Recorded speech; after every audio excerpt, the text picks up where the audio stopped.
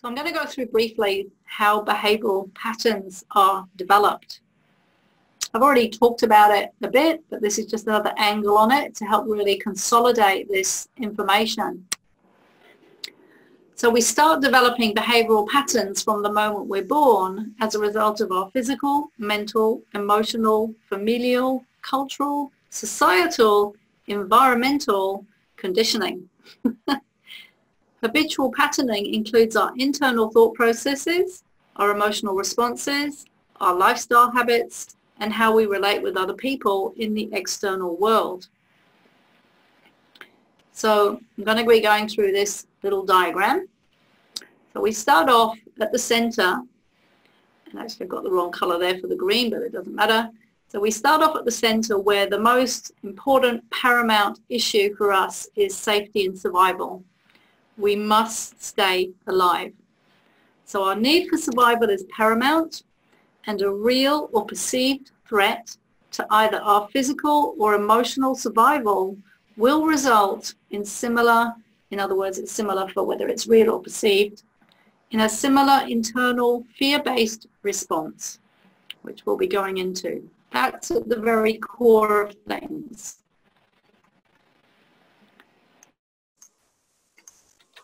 And then, as a result of that, we have an automatic need for protection. So we need to protect ourselves physically, emotionally, and energetically if we feel threatened, and we develop a range of mostly unconscious tactics to do so. Now, some of that will be automatic if it's a physical, biological threat, and some of it will be developed if it's an emotional threat. And then we will have these patterns of fear in the sympathetic nervous system, which I call SOS. So if we feel unsafe, our body will trigger the stress, SNS, SOS response, as well as survival emotions such as anger, sadness, fear, to protect us physically and or emotionally.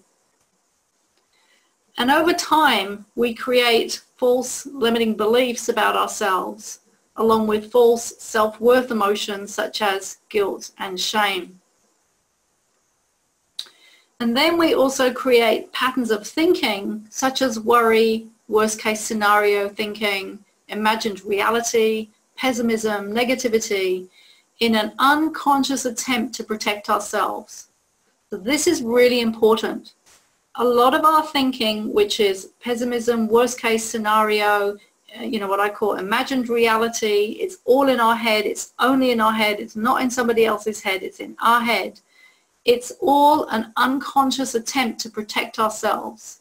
And this type of stuff starts to happen when we're not acting and honoring our previous feedback that the body is being given. If we're not honoring the survival emotions, then it will start to go into the secondary emotions and all these mind patterns.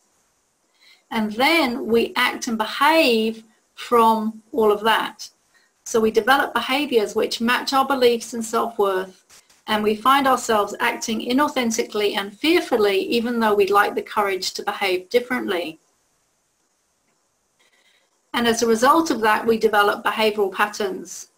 So our habitual behaviors consolidate over time into patterns, and we find ourselves stuck in challenging life situations and challenging relationships or whatever unwanted situations we have in our life.